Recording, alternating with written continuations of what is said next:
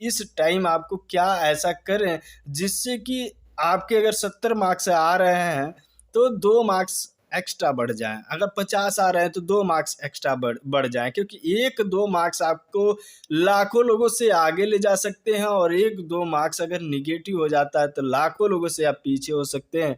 इसी पॉइंट पे हम लोग बात करेंगे। आपको करना क्या है कि इस टाइम आप कैसे 1-2 नंबर बढ़ा सकते हैं, इस पर फ़ोकस करना है। क्योंकि अब पढ़ने का वक़्त नहीं है। जिनके फर्स्ट फ़ेज़ में 17 से 25 के बीच में एग्ज़ाम है, उनकी मैं बात कर रहा हूँ। बाकी अगले फ़ेज़ के जो हैं सेकंड, थर्ड, फोर्थ जितने भी फ़ेज़ में होंगे आरआरसी के द्वारा बताया जाएगा। पहला काम तो आप लोग ये करिए कि अपने जो भी डॉक्यूमेंट्स वहाँ एग्ज़ाम हॉल में ले जाना है, वो सारे डॉक्यूमेंट्स अपने एक जगह कर लीजिए और अपने सही व्यवस्थित करके रख लीजिए। क्योंकि क्या होता है कि लास्ट टाइम में हम कुछ चीज़ें कवर करने के चक्कर में उसको भूले रहते हैं और वो हमारे दिमाग पे बार-बार पंच करती हैं और हमारे दिमाग को बार-बार डिस्टर्ब करते हैं। थोड़ा 1-2 नंबर की और कर सकते हैं। क्या करिए कि जो पॉइंट्स आपके छूट गए हैं, जो पॉइंट आपके छूट गए उन पॉइंट्स को ढूँढ लीजिए और उतना ही पढ़िए जितना कि आपको ज़रूरत है। उन पॉइंट्स को कवर कर लीजिए, बाकी एक्स्ट्रा अलग कुछ मत करिएगा, क्योंकि कुछ भी नया करना आपके लिए खतरनाक होगा। जो चीज़ें आप पढ़े हैं बस उसी का रिवीजन करिए। अब आपके पास इतना वक़्त नहीं है कि आप कुछ नया करें। तो जो चीज़ें पढ़ चुके हैं उनका भरपूर प्रैक्टिस करिए, इतना ज़्यादा प्रैक्टिस करिए कि वो याद हो जाए, हमेशा के लिए याद हो जाए। अब याद रहने का क्या आपका परिभाषा है, आप किस तरह से समझते हैं कि ये चीज़ें हमको याद हो गई है, उस पैमाने पे आप उसको जाँच कर लीजिएगा कि हमें याद हो गया है कि नहीं। जो भी आपका पैमाना आप मानते हैं, पेपर दे कर के, प्रैक्टिस करके या बोल करके, जैसे भी आपका पैमाना आप याद करने का मानते हैं कि ये चीज़ें हमको याद हो गई, उस पैमाने पे, उस पे कसौटी पे आप जाँच कर लीजिएगा। क्योंकि जो पुरानी चीज़ें आपने पढ़ लिया है अभी तक, वो तो आपको याद होनी चाहिए। दूसरा, अगर थोड़ा वक़्त आपके पास है, तो ये सारे डॉक्यूमेंट्स रखने के बाद, सारे डॉक्यूमेंट्स जो भी चीज़ें आपकी आवश्यकता है एग्ज़ाम हॉल में जाने पर, वो सारी चीज़ें पहले व्यवस्थित कर लीजिए। उसके बाद जो वक़्त बचता है, 1-2 नंबर के लिए और मेहनत कर लीजिए। आप ये सोचिए कि हमें ज़्यादा नंबर नहीं लेना है, जितना है वो प्लस 2 से 3 नंबर और हमको लेने हैं। अभी आपके पास वक़्त तो है, लेकिन 2 से 3 नंबर लीजिए, बाकी जितना पीछे का है उतना रिवीज़न कर लीजिए, क्योंकि 1-2 नंबर की वजह से आप लाखों लोगों से पीछे भी हो सकते हैं और 1-2 नंबर आपको लाखों लोगों से आगे बढ़ा सकता है। और क्या है कि जब एग्ज़ाम हॉल में जाइए, तो उतने ही अटेम्प्ट करिए जितना आपका सही है। गलती यहीं पे हो जाती है कि हम कितना अटेम्प्ट करें, दिक्कत ये बढ़ जाती है। तो आपको जो अच्छा है, जो सही है, जिसका आंसर आप जानते हैं, उतने ही अटेम्प्ट करिए। बहुत सारे लोगों ने बताया होगा और आप जानते भी हैं, लेकिन ये कभी सोचा नहीं, ये बैड इफ़ेक्ट डालता है। और शुरू में क्या करिए कि शुरू में उन्हीं क्वेश्चन को अटेम्प्ट करिए, जो क्वेश्चन आपको लगता है कि इसका आंसर हम कर ले जाएँगे, जल्द से कम टाइम में। और आधे घंटे तो उन क्वेश्चन को आप देखिए जो क्वेश्चन आपके जल्दी से अटेम्प्ट हो जाते हैं।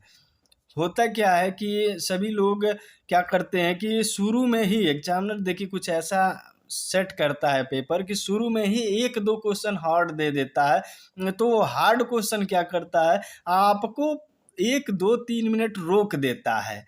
उसी 1, 2, 3 मिनट में जो कि क्वेश्चन आता है आपको, ऐसा नहीं है नहीं आता है।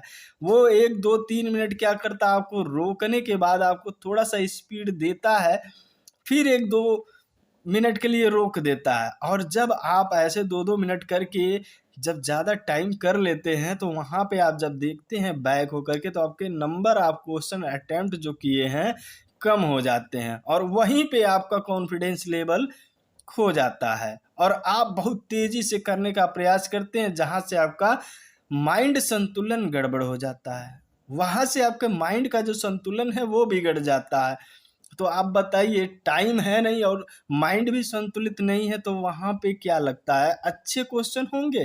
क्या लगता है निगेटिव नहीं जाएंगे? तो वहाँ पे निगेटिव जाता है। इसलिए जितना हो सके अपने पास टाइम प्लस रखिए। जो कम टाइम में हो सकते हैं क्वेश्चन, उसको पहले कर लीजिए। इससे आपका कॉन्फिडेंस बढ़ जाएगा कि मैंने आधे घंटे में 30 क्वेश्चन अटेम्प्ट कर लिया। फिर आधे घंटे में अगर 20 क्वेश्चन अटेम्प्ट कर पाते हैं, 50, तो अगला आधा घंटा आप आराम से 20 कर ले जाएंगे, कोई दिक्कत नहीं होगा। और 70-80 क्वेश्चन अगर आप संतुलित दिमाग से, अगर बैलेंस तरीके से अगर कर लेते हैं अटेम्प्ट, तो 70-80 नंबर में से आपके क्वेश्चन में से कम आपके 65 से 70 मार्क्स तो आ जाएंगे। इस हिसाब से आपको कोई दिक्कत, निगेटिव मार्क्स कम आएंगे, जिसकी वजह से आपको अच्छा मार्क्स मिल जाएगा। और कुछ पॉइंट्स होते हैं कि जब भी हम वहाँ पे देखते हैं तो सिलेक्शन हमारे दिमाग में आता है, और कोई चीज़ ज़्यादा जब बढ़ जाता है, सिलेक्शन क्या सिलेक्शन, आज के कर्म ही आपके कल के सिलेक्शन को निर्धारित करते हैं। आप कल का सोचने लगते हैं, जो कि आज का जो कर्म है आपका पेपर सॉल्व करना, वो आपका कल बनेगा। जो आप कल सोच रहे हैं वो कल नहीं बनेगा, जो आप आज कर रहे हैं वो कल बनेगा। तो पेपर हॉल में कभी भी आगे का न सोचिए और ना ही पीछे का सोचिए, क्योंकि जो बीत चुका है उसकी क्या सोचनी है और जो आने वाला है उसका क्या सोचना। जो करेंगे वही आगे आने वाला है, जो बीत चुका है वो तो खत्म है। तो हमेशा पॉइंट करिए कि हमें उन्हीं चीज़ों को ध्यान में रखना है जो आज हमको करना है, और संतुलित होकर के फुल कॉन्फिडेंस के साथ आराम से बैलेंस्ड होकर के पेपर को सॉल्व करिए। घबराने की ज़रूरत नहीं है, क्योंकि सबको इसी तरह की घबराहट होती है, लेकिन अगर उसी घबराहट से आप छुटकारा पा लेते हैं तो आप सबसे अलग हो जाएंगे। जानते हैं जीतने वाले कभी कुछ अलग काम नहीं करते हैं, बस वो क्या करते हैं कि उसी काम को अलग ढंग से करते हैं, अलग तरीके से करते हैं। तो मेरा बस यही लक्ष्य और यही इन्फॉर्मेशन देने का मकसद था कि आपको अच्छा इन्फॉर्मेशन दे, जिससे कि आप अच्छा अटेम्प्ट कर पाएँ। और जहाँ तक हो कि एग्ज़ाम हॉल में आप सेंटर पे जो भी आपका सिटी है वहाँ पे कुछ समय पहले चल जाइए, जिससे कि आपको घबराहट ना हो। अगर ऐसा नहीं करते हैं तो क्या होगा कि पहले तो आपके पास फ़ोटोकॉपी, तो ये आपके पास गम नहीं है, कहने का मतलब ग्लू नहीं है, फ़ोटो नहीं है, ये सारी चीज़ें आती हैं, जिसकी वजह से आप डिस्टर्ब हो जाते हैं। और लास्ट में एग्ज़ाम हॉल में जाने के बाद बहुत सारी प्रोसेस होती हैं। तो ये सारी चीज़ें आप व्यवस्थित कर लीजिए। टाइम से नहीं पहुँचते हैं तो आपको ऑटो मिलना और तमाम चीज़ें, जिसकी वजह से दिक्कत बढ़ जाती है। आप जब टाइम से नहीं जाते हैं तो वहाँ पे आपका 10 मिनट तो आपका कंसंट्रेशन भंग हो जाता है। अगर आप टाइम के कुछ समय पहले ही पहुँच जाते हैं वहाँ पे तो अच्छा रहता है। और क्या है, जो भी क्वेश्चन आपको लगे कि ये क्वेश्चन हमें नहीं आ रहा या आ जाएगा, तो उसको पॉइंट करके टिक करके रख लीजिए कि आपको लास्ट में करना है। बाकी उसको टाइम मत दीजिए, इतना टाइम ना दीजिए कि पीछे का होता क्या है कि जब आपको कठिन क्वेश्चन दे दिया गया तो आप ये बात समझ लीजिएगा कि आगे आसान क्वेश्चन है और आपको वहाँ रुकना नहीं है। आगे आसान क्वेश्चन है, वहाँ रुकना नहीं है। जैसे ही ये क्वेश्चन कठिन देता है तो आप समझ जाइए कि ये क्वेश्चन हार्ड है, इसका मतलब आगे आने वाला क्वेश्चन ईजी है। तो आप यहीं रुक जाते हैं कि इसको सॉल्व किए बगैर जाएँगे नहीं, और आगे आपके लिए हलवा बना बनाया रखा हुआ है, उसको तुरंत छोड़िए, आगे चले जाइए। ये पॉइंट हमेशा याद रखिएगा।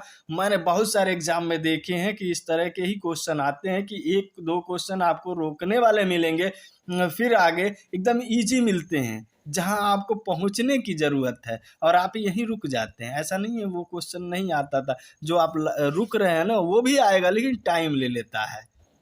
तो आपको यहाँ पे रुकना नहीं है। फिर आगे कुछ समय बाद आपको 10-15 क्वेश्चन के बाद फिर एक हार्ड क्वेश्चन मिलेगा, वहाँ भी नहीं रुकना, फिर आगे जाना है।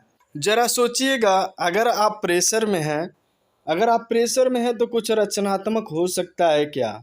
आपका दिमाग ऑलरेडी अगर प्रेशर में है तो कुछ भी नया नहीं हो सकता, कुछ भी वो रचनात्मक तरीके से नहीं सोच सकता, क्रिएटिव तरीके से नहीं सोच सकता। और जो एग्ज़ाम में पेपर आते हैं ना, क्वेश्चन आते हैं, वो हमेशा कुछ न कुछ आपसे रचनात्मकता, क्रिएटिविटी मांगता है, कुछ एक्स्ट्रा नया मांगता है। क्या कि थोड़ा सा भी उस पैटर्न से थोड़ा सा हल्का सा चेंज दे देगा, और वहाँ पे आपका बैलेंस और संतुलित रहना, बिना प्रेशर के रहना बहुत इंपॉर्टेंट होता है। वही अगर प्रेशर में नहीं है तो वो चीज़ें पॉइंट आ जाएगा, जिसकी वजह से आप उस क्वेश्चन को सॉल्व कर पाएंगे। होता क्या है कि अगर थोड़ा सा भी प्रेशर में है तो वो पॉइंट दिमाग पे चढ़ता ही नहीं है, क्योंकि दबाव में आप कितना किसी से वर्क करवा सकते हैं, थोड़ा समय तक करेगा, लेकिन दबाव में ज़्यादा दबाव देंगे, माइंड को प्रेशर देंगे तो वो ज़्यादा सही से वर्क नहीं कर पाएगा।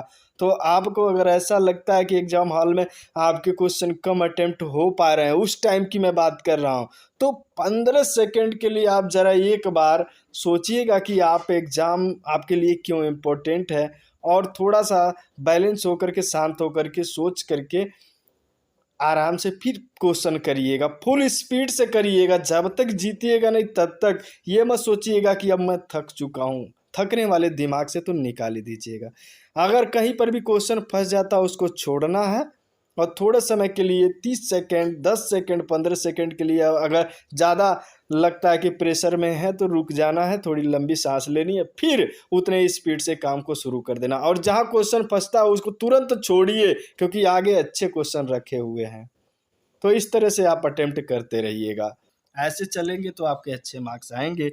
बाकी अच्छा नंबर लाइए, आपका सिलेक्शन हो, हमारी भी यही इच्छा है। बाकी यही इन्फॉर्मेशन आपको देना था। वीडियो कैसा लगा है, अच्छा लगा है तो चैनल को सब्सक्राइब करके वीडियो को लाइक ज़रूर कर दीजिएगा। बाकी नेक्स्ट वीडियो में मिलते हैं इसी तरह की इन्फॉर्मेशन के साथ। आप लोग बेस्ट ऑफ लक, की आपका अच्छा रिजल्ट आए, आपका अच्छा एग्ज़ाम हो। नेक्स्ट वीडियो में मिलते हैं, तब तक के लिए धन्यवाद। जय हिंद।